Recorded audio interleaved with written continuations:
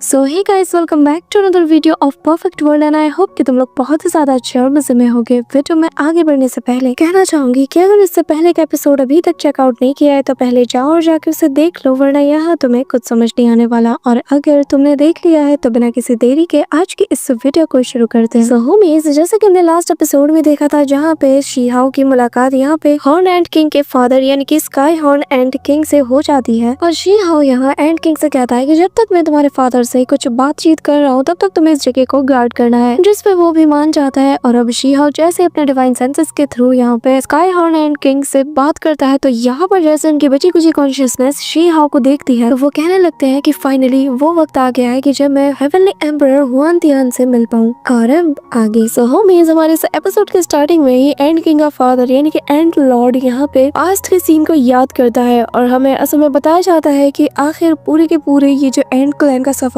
कैसे हो गया। और हमें बताया जाता है कि ये उस एंशिएंट एरा की बात है जब पूरी की पूरी एंड क्लैन यहाँ बैटल में उतर चुकी थी, लेकिन इससे पहले कि ये लोग जीत की कगार तक पहुंच पाते इनको बहुत बुरी सिचुएशन से गुजरना पड़ा। उनकी फैमिली के आधे से ज्यादा मेंबर्स वही ऑन द स्पॉट मारे जा चुके थे। अब यहाँ पे हमें एंड लॉर्ड के बारे में दिखाया जाता है जहाँ पर उसके बच्चों को बेरहमी के साथ मार दिया गया था। साथ ही कुछ लोगों को तो जो डेडली फ्लाइज थे उन लोगों ने कच्चा खा लिया था, लेकिन एंड लॉर्ड फिर भी नहीं रुका। उसका जो लास्ट बैटल था उसे बहुत ही ज्यादा लेजेंडरी भी माना जाता है और ऐसा कहा जाता है कि जिस हिम्मत के साथ वो बैटल लड़े हैं उसे आने वाले सदियों में याद रखा जाएगा। साथ ही हमें ये बताया जाता है कि भले ही एंड लॉर्ड बहुत ही हिम्मत के साथ फाइट करते रहे, लेकिन जो नेदर वर्ल्ड के दुश्मन थे उन लोगों ने निहत्ते एंड लॉर्ड पर अटैक किया, वो भी घात लगाकर, और उन्हें इतना ज्यादा इंजर्ड कर दिया कि वो बिल्कुल अधमरी कंडीशन में पहुंच चुके थे। इसी के साथ हमें दिखाया जाता है कि आखिर कितनी बेरहमी के साथ एंड लॉर्ड को मारने की कोशिश की गई थी, जहाँ पे हम देखते हैं कि नेदर वर्ल्ड के दुश्मनों ने उनके स्कल पे अटैक किया और जिसे कि इन लोगों ने चीर के रख दिया। वहीं दूसरी तरफ एक बंदे ने तो उनके पेट में डिवाइन स्पेयर को ही घुसा दिया था और ये सारी इंजरीज इतनी ज्यादा डेडली थी कि अगर इनकी जगह कोई और होता तो वो ऑन द स्पॉट मारा जाता। एंड लॉर्ड फिर भी नहीं रुका, वो आगे बढ़ता रहा इतनी गंभीर चोटों के साथ भी। साथ ही हमें ये भी बताया जाता है कि इस दौरान उनकी जो वाइफ थी वो प्रेग्नेंट थी। अपने पूरे क्लैन मेंबर्स, पूरी फैमिली को तो ये खो चुके थे, लेकिन इस कंडीशन में भी वो अपनी आखिरी होप को लेते हुए वो सीधा उस एंशिएंट केव के अंदर पहुंच गए, जिसके बाद वो उस अंडे को बाहर निकालते हैं जिसमें कि उनका बच्चा था जो कि अभी कम्प्लीटली इवॉल्व भी नहीं हुआ था। और वो बहुत ज्यादा इमोशनल होते हुए आसमान की तरफ देखते हुए कहता है कि हेवन, अगर तुम ये देख रहे हो तो तुम जान लो ये मेरा वो बच्चा है जो कि अभी दुनिया में आया भी नहीं। इसकी माँ पहले ही मर चुकी है और मैंने बस इसकी माँ के वॉम्ब से इसे निकाला है ताकि इसकी जान बचा सकूं और ये मेरी आखिरी उम्मीद है, इसलिए मैं चाहता हूँ कि तुम भी इसे प्रोटेक्ट करो। यहाँ पे हम देखते हैं कि अपने बेटे को बचाने के लिए एंड लॉर्ड खुद को सैक्रिफाइस कर देता है और कहता है कि मेरे बच्चे, मैं जानता हूँ कि आने वाला समय तुम्हारे लिए बहुत ज्यादा मुश्किल होने वाला है। भले ही तुम कमजोर पैदा होगे लेकिन तुम आगे चलकर एंड क्लैन का बदला जरूर लोगे। अब यहाँ पे एंड लॉर्ड की सारी डिवाइन पावर्स एंड किंग को यहाँ पे चारों तरफ से कवर करना शुरू कर देती है। साथ ही अपने ब्लड से एंड लॉर्ड अपने बेटे के लिए बॉडी को भी यहाँ पे बनाता है ताकि फ्यूचर में उसे कभी ये ना लगे कि उसके फादर ने उसे ऐसे कमजोर हालत में छोड़ दिया। साथ ही उसके बॉडी में एक ट्रेस भी छोड़ देता है जिसके जरिए से वो उसी इमॉर्टल सूत्र के इनहेरिटेंस को भी हासिल करे। अभी यहाँ पे प्रेजेंट टाइम में हम वापस से उस एंड लॉर्ड के सोल के एक फ्रेगमेंट को देखते हैं जो कि बताता है कि मैंने मरने से पहले सब कुछ देख लिया था और इसी वजह से मैंने अपने सोल फ्रेगमेंट का एक बहुत ही छोटा सा हिस्सा उसके लिए छोड़ दिया था ताकि मैं फ्यूचर में चल के उससे मिल पाऊँ। साथ ही यहाँ पे उसने शीहाओ का जो फ्यूचर है उसे भी देख लिया था कि शीहाओ आगे चल के क्या बनने वाला है। अब यहाँ पे शीहाओ को भी वो बताता है कि मुझे सब कुछ पता है कि आगे क्या होगा, जिसपे शीहाओ सवाल करता है कि आखिर आपने ऐसा क्या देखा। जो देखते साथ ही एंड किंग अपनी मेमोरीज को शीहाओ के साथ शेयर करते हैं और हम देखते हैं कि एक रे ऑफ लाइट सीधा शीहाओ के फोरहेड से जा टकराती है और शीहाओ खुद को एंड लॉर्ड की मेमोरी के साथ कनेक्ट कर पाता है और अगले ही पल वो खुद को एंड लॉर्ड की मेमोरी में पाता है, जहाँ पर एंड लॉर्ड उसे हिंट देते हैं कि आखिर आने वाले समय में कितनी बड़ी मुसीबत इन सभी पे आने वाली है। यहाँ पे जो एंड लॉर्ड थे वो भी काफी ज्यादा सरप्राइज था कि शीहाओ बस थोड़े से हिंट से ही समझ चुका है कि किसके बारे में यहाँ पे वो बात कर रहे हैं और हमें टाइम का वही पीस दिखाया जाता है यहाँ पे शीहाओ पर उस रेड हेयर डीमन इमॉर्टल ने हमला किया था और बेसिकली इस रेड हेयर डीमन इमॉर्टल ने एंड लॉर्ड पे भी अटैक किया था, लेकिन साथ ही वो बताता है कि इसका साथ उस वक्त इमॉर्टल किंग अर्ला ने भी दिया था। साथ ही एक तीसरा बंदा था जिसके बारे में फिलहाल हमें नहीं बताया जाता, लेकिन शीहाओ जब ये सारी मेमोरीज को देखता है तो वो भी काफी ज्यादा हैरान था कि अकेले फॉरेन रियलम के 3 सबसे पावरफुल बीइंग से सामना करना कोई आसान काम नहीं। वो बैटल कितनी ज्यादा फियर्स रही होगी। अब यहाँ पे शीहाओ खामोश था, लेकिन एंड लॉर्ड आगे बताता है कि तुमने जैसा कि देखा ये 3 सबसे पावरफुल बीइंग है वर्जन रियलम के,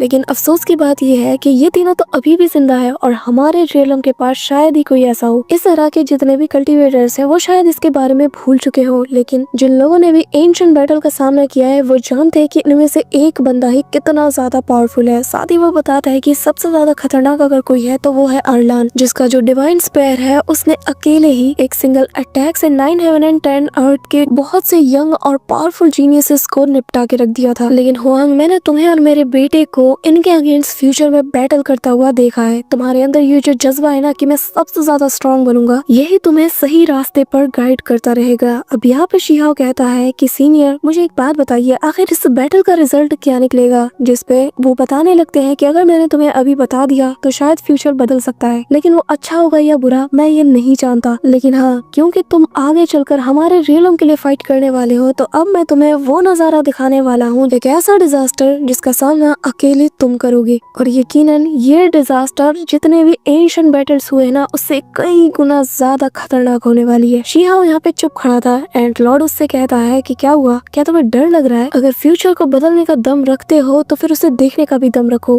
अचानक से हम देखते हैं यहाँ का पूरा स्पेस जैसे कोलैप्स होने लगता है और चारों तरफ बड़ी बड़ी लहरें उठने लगती हैं, जो कि शीहाओ को यहाँ सप्रेस करना चाहती थी। लेकिन शीहाओ बहुत लाउड वॉइस में कहता है कि हाँ, मैं दम रखता हूँ कि मैं अपने सारे दुश्मनों को चुन चुन के मारूंगा, तो भला इसमें डरने जैसा क्या है? इसी के साथ अचानक से सब चीजें शांत होने लगती है कि तभी यहाँ पर एंड लॉर्ड भी उससे इम्प्रेस हो जाते हैं और कहते हैं कि तो फिर एक और सवाल का जवाब दो। इसी के साथ यहाँ का स्पेस बदलने लगता है और हम शीहाओ के हाथ में उसकी स्वॉर्ड को देखते हैं और एंड लॉर्ड कहता है कि एक बात बताओ, क्या हो अगर पूरी दुनिया कोलैप्स कर जाए, सारा यूनिवर्स ही कोलैप्स कर जाए, लेकिन तुम एक सिंगल बीइंग वहाँ पर बचे रहो जो कि दुश्मनों के अगेंस्ट आखिरी दम तक लड़ता रहे? क्या तुम इस फाइट को तब भी कंटिन्यू करोगे जब तुम्हारे बाल सफेद हो जाएंगे? यहाँ पे शीहाओ उसके सवाल को सुनकर अपने आसपास को देखने लगता है। यहाँ पे शीहाओ भी आसपास के नजारे को देखकर मन में सवाल करता है कि क्या वाकई में फ्यूचर में मैं इतना ज्यादा अकेला हो जाऊंगा? जिसके बाद वो एंड लॉर्ड से कहता है कि एक बात बताइए, आखिर मेरे सारे साथी मेरे साथ होंगे या नहीं? आखिर वो लोग कहाँ पे है? मैं ऐसे किसी फ्यूचर को कभी होने ही नहीं दूंगा जिसमें कि मैं अकेला रह जाऊं, मेरे दोस्त मुझसे दूर हो जाए या फिर जिन लोगों की मैं केयर करता हूँ वो मुझसे दूर हो जाए। यहाँ पे उसके ये सारे सवाल सुनकर एंड लॉर्ड खामोश था, पर तभी वो बताता है कि मैंने असल में 2 टाइप के एंडिंग को देखा है, जिनमें से एक ये है, लेकिन तुम वो हो जो कि फ्यूचर को शायद बदल सकता है, क्योंकि मुझे तुम्हारे अंदर से बहुत सी टाइमलाइन जुड़ी हुई नजर आ रही है और हो सकता है जैसा तुम कह रहे हो वैसा तुम फ्यूचर अचीव कर भी लो, लेकिन मेरे जैसे एक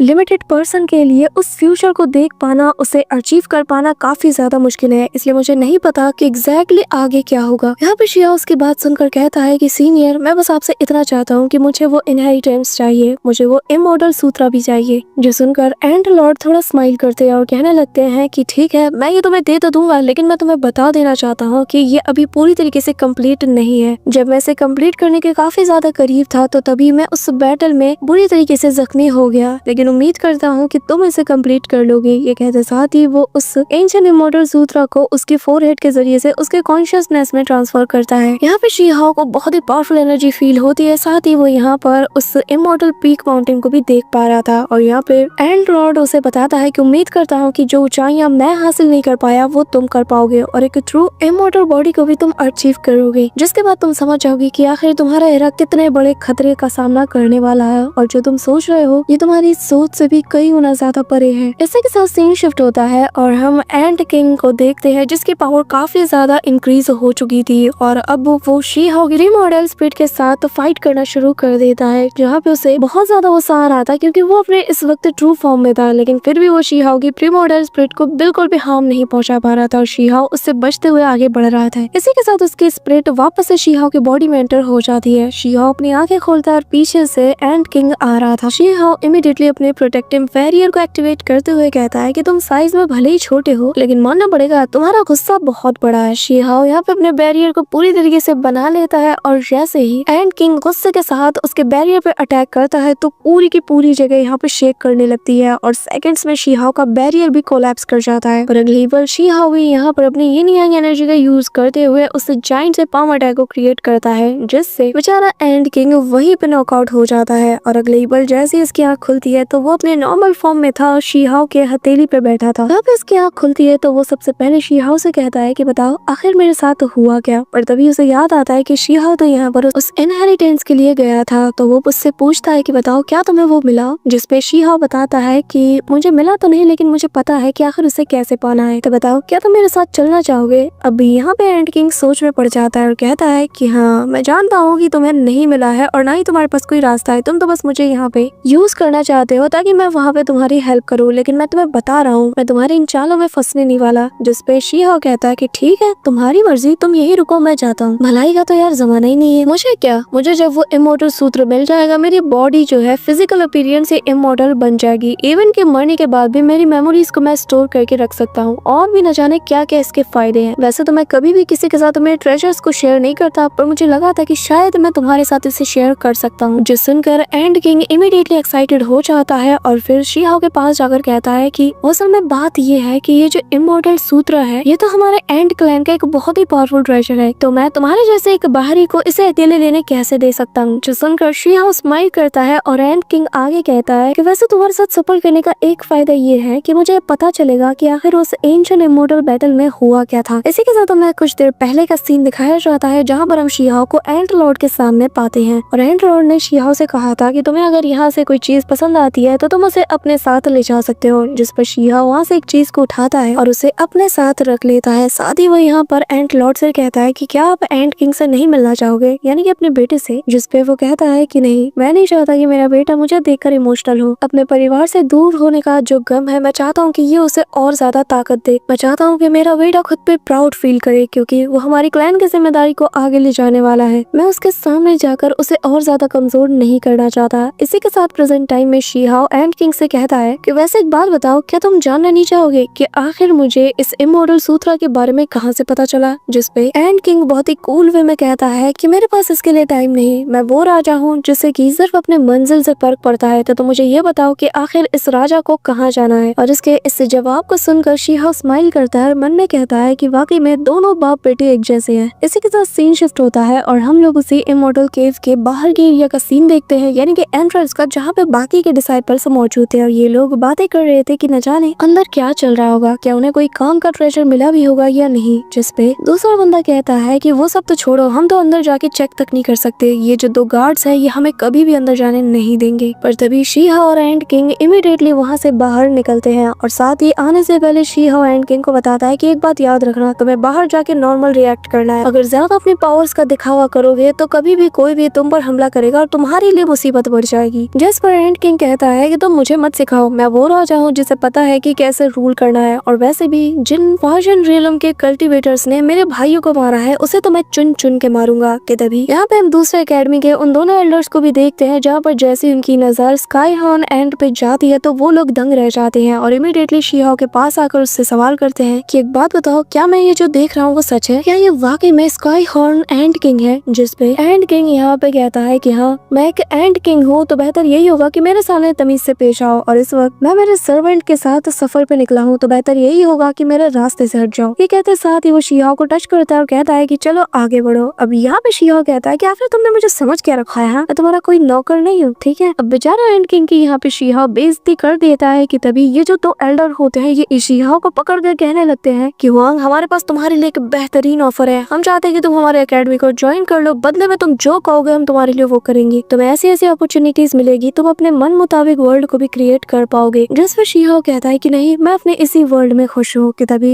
हेवनली एकेडमी का एल्डर हुआंग से कहता है कि इसकी बातों पे ध्यान मत दो, ये तो बकवास करता रहता है, और फिर वो शीहाओ को दूर ले जाता है और कहता है कि जरा मेरी बात तो गौर से सुनो, हम जानते हैं ये तुम्हारे पास बहुत ज्यादा टैलेंट है, तुमने अपनी बॉडी को एक सीड की तरह यूज किया है, जिस वजह से तुम्हारे लिए ना आज के एरा की जो टेक्निक है, जो मेथड हेवनली एकेडमी यूज करती है वो बिल्कुल सूटेबल है, तो मेरी बात मानो, हमारे साथ हाथ मिला लो। यहाँ पे हम देखते हैं कि वो और ज्यादा लालच देते हुए कहने लगता है कि हाँ मैं तुम्हें एक बात तो बताना ही भूल गया, हमारी जो एंशिएंट बुक्स है तुम उन्हें भी रीड कर सकते हो, तुम्हें किसी चीज के लिए भी हमें पूछने की जरूरत नहीं पड़ेगी। अब यहाँ पर उसकी ये सारी बातें सुनकर भी शीहाओ मना कर देता है। अब यहाँ पे हम देखते हैं कि दोनों एल्डर शीहाओ के लिए लड़ना झगड़ना शुरू कर देते हैं, और फिर जो इमोर्टल एकेडमी का एल्डर होता है वो आगे आता है और कहने लगता है कि वैसे बात तो तुम्हारी सही है, इसने अपने बॉडी को ऑलरेडी एक सीड के तौर पे यूज किया है, जिसका मतलब ये है कि इसके पास काफी ज्यादा पोटेंशियल है और इसका फ्यूचर लिमिटलेस है। लेकिन मैं समझ नहीं पा रहा कि जब तुम्हें ये बात पता है तो आखिर तुम क्यों इसे अपनी एकेडमी में खींच रहे हो, जबकि तुम्हारे ये जो मेथड्स है ये इसके किसी काम नहीं। और वैसे भी तुम्हारे पास तो वो रैबिट गर्ल मौजूद है, साथ ही वो ब्लू मून की रीइंकार्नेशन वाली लड़की भी, जिसके र्यूमर्स काफी ज्यादा फेमस है, जिसपे हेवनली एकेडमी का एल्डर कहता है कि बकवास बंद करो, तुम भी जानते हो कि उस किलिंग पर हम कोई भी रिसर्च नहीं कर सकते क्योंकि उसपे बहुत से रिस्ट्रिक्शंस लगे हुए हैं। अब यहाँ पे ये लोग बहस कर रहे होते हैं, लेकिन शी-हाओ इनसे तंग आकर वहाँ से जाने लगता है कि तभी एंड किंग कहता है कि वैसे मुझे लगा नहीं था कि आउटसाइड वर्ल्ड के लोग इतने ज्यादा अजीब होंगे। कि तभी शी-हाओ जब यहाँ से जा रहा था तो तभी उसके सामने एक बंदा अपीयर होता है जो कि वांग फैमिली से बिलोंग करता है, और वो शी-हाओ से कहता है कि हुआंग, तुम्हें नहीं लगता कि तुम आजकल कुछ ज्यादा ही एरोगेंट बन रहे हो? जिस पे एंड किंग भी उसे देखने लगता है। और यहाँ पे ये बंदा जो वांग फैमिली से बिलोंग करता है वो कहने लगता है कि हुआंग, तुम्हें भूलना नहीं चाहिए, अभी कुछ साल पहले तक ही तो तुम हमारे फैमिली का सर्वेंट हुआ करते थे, तो बेहतर यही होगा कि चुपचाप इस स्काई हॉर्न एंड को हमारे हवाले कर दो। कि तभी सभी को एक बहुत ही ज्यादा बुरी स्मेल आती है, और यहाँ पे पीछे मुड़ के जब ये लोग देखते हैं तो युआन किंग आ रहा था जो कि पूरी तरीके से नशे में धुत था। जिसके बाद वो एंड किंग से कहने लगता है कि तुम इस दुनिया के एंड क्लैन के एक आखिरी और एक लौते बचे हुए मेंबर हो, जिसे की काफी ज्यादा सुरक्षा की जरूरत है, क्योंकि बाहरी रियलम वाले जब यहाँ पे आएंगे तो सबसे पहले तुम पे अटैक करेंगे, तो मेरे ख्याल से तुम्हें मेरे साथ चलना चाहिए। ये कहते साथ ही वो इमीडिएटली शी-हाओ के पास चला जाता है, और वो शी-हाओ को बहुत ही कोल्ड निगाहों से देखता है, जिस वजह से शी-हाओ समझ जाता है कि ये अभी भी अपने फैमिली मेंबर की मौत का बदला लेने के यहाँ पर आया होगा। कि तभी यहाँ पर हम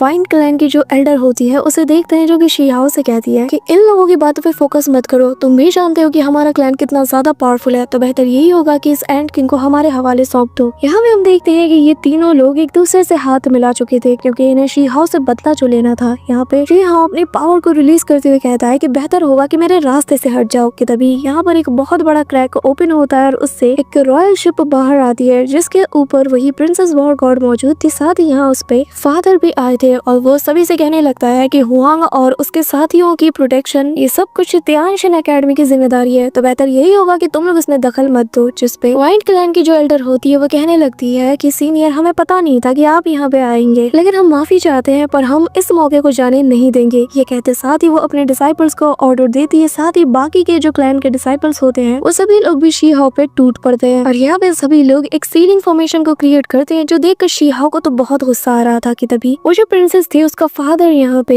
उसकी हेल्प करने के लिए आगे बढ़ता है, पर तभी यहाँ पे इमॉर्टल एकेडमी और जो हेवनली एकेडमी है इनके जो एल्डर है ये दोनों आकर उसे रोक लेते हैं, जो देखकर प्रिंसेस वॉर गॉड के फादर यानी कि लॉर्ड जू को बहुत गुस्सा आता है, और वो कहता है कि आखिर तुम लोग मुझे रोक क्यों रहे हो। जिस पर इमॉर्टल एकेडमी का जो एल्डर है वो क्रीपी सी स्माइल देते हुए कहता है कि असल में आप भी जानते हैं कि ये जो स्काई हॉर्न एंड है इसका खून कितना ज्यादा रेयर है, और हम भी ये चाहते हैं कि उसका जो खून है वो हमें भी मिल जाए, जिससे हमारी एकेडमी भी और ज्यादा पावरफुल बन जाए। बेसिकली ये दोनों भी ये बाकी के जो 3 क्लैन है इनके साथ मिले हुए हैं। जिसके साथ ही हेवनली एकेडमी का जो एल्डर है वो कहता है कि हम जानते हैं कि शी-हाओ के साथ हम गलत कर रहे हैं, लेकिन एक बार बस हम उससे वो चीज ले लें, उसके बाद इसके बदले में वो जो भी मांगेगा हम उसे दे देंगे। अभी यहाँ पे हम देखते हैं कि शी-हाओ भी इस सील को रोकने की कोशिश करता है, लेकिन उसकी पूरी ताकत भी इस सील को रोकने में नाकाम होने लगती है। पर तभी एंड किंग आगे बढ़ता है और कहने लगता है कि आखिर तुम्हारी हिम्मत कैसी हुई मुझे ऐसे ट्रीट करने की, आखिर तुमने खुद को समझ के क्या रखा है। वही दूसरी तरफ हम देखते हैं कि अचानक से आसमान से एक तेज प्रेशर रिलीज होता है और सभी लोग अपने घुटनों के बल आ जाते हैं, और हम देखते हैं कि और कोई नहीं बल्कि तियानशिन एकेडमी यानी कि सेलेस्टियल एकेडमी के जो ग्रैंड एल्डर है वो होते हैं, और वो सभी से कहने लगते हैं कि आखिर तुम लोगों की हिम्मत कैसी हुई हुआंग को ऐसे सप्रेस करने की। पर तभी जैसे उसकी नजर यहाँ पे लॉर्ड जू पे जाती है तो वो उसे रिस्पेक्ट देता है, जिसपे लॉर्ड जू भी कहते हैं कि वैसे मानना पड़ेगा आपका ये डिसाइपल वाकई में बहुत ही ज्यादा टैलेंटेड है। कि तभी ग्रैंड एल्डर की ये पावर देखकर जो बाकी के 2 एकेडमी के एल्डर होते हैं उन्हें भी जवाब मिल चुका है कि असल में ग्रैंड एल्डर कितने ज्यादा पावरफुल है। इसी दौरान वांग फैमिली का वो जो बंदा था वो यहाँ पे शी-हाओ को प्रोवोक करने की कोशिश करता है और बार बार उसे कहता है कि तुम तो हमारी फैमिली के नौकर रहे हो, तो तुम्हें अपनी जगह भूलनी नहीं चाहिए। जिस पर शी-हाओ उस पे अटैक करने जाता है, लेकिन बीच में लॉर्ड जू आकर उसे रोक देते हैं और फिर वो कहने लगते हैं कि चिंता मत करो, ये सारा मैटर मैं संभाल लूंगा, और फिर वो सिंगल अटैक से ही उस बंदे को हवा में उड़ा देते हैं। जिसके बाद वो यहाँ पर वांग फैमिली के दूसरे एल्डर से कहता है कि बेहतर यही होगा कि चुपचाप यहाँ से चले जाओ, क्योंकि मैं नहीं चाहता कि यहाँ पर मेरे हाथ से कोई और मारा जाए। वहीं दूसरी तरफ शी-हाओ लॉर्ड जू का शुक्रिया अदा करता है कि तभी उसकी नजर एंड किंग पे जाती है और वो कहने लगता है कि वाकई में तुम उसी के बेटे हो जिसने कि एंशिएंट बैटल में फॉरिजन रियलम के एनिमी से हमारी जान बचाई। जिसके बाद वो शी-हाओ के कंधे पे हाथ रखे उसे थपथपाने की कोशिश करता है कि तभी ये देखकर एंड किंग डर जाता है। जिसके बाद वो कहने लगता है कि वो क्या है ना कि मुझे तुम जैसे लोगों पर बिल्कुल भी यकीन नहीं, और हाँ मुझसे पंगा लेने की कोशिश मत करना, मैं वो एंड किंग किंग हूँ जो कि किसी को भी कुचलने का दम रखता है। अब यहाँ पे सभी उसकी बात सुन के हंसते हैं कि तभी ग्रैंड एल्डर शीहाओ से कहते हैं कि तुम्हें अपना रास्ता पता है, उम्मीद करता हूँ कि तुम अपनी मंजिल को जल्द से जल्द अचीव कर लोगे। अब यहाँ पे शीहाओ एंड किंग के साथ लेकर वहाँ से रवाना हो जाता है कि तभी उसे वो रिंग का ख्याल आता है जो कि ग्रैंड एल्डर ने उसे दिया था और कहा था कि चाहे जो हो जाए इसे कभी मत खोना। साथ ही बताते हैं कि उस केव में जो कुछ भी हुआ उम्मीद करता हूँ कि इसके बारे में तुम किसी से भी जिक्र नहीं करोगे। कि तभी एंड किंग उससे कहता है कि बताओ आखिर हम उस इमॉर्टल सूत्रा के पास कब पहुंचेंगे। जिस पे शीहाओ बताता है कि हमें नॉर्थ सी में जाना होगा और फिर वहाँ मौजूद स्टोन फॉरेस्ट को भी क्लियर करना होगा,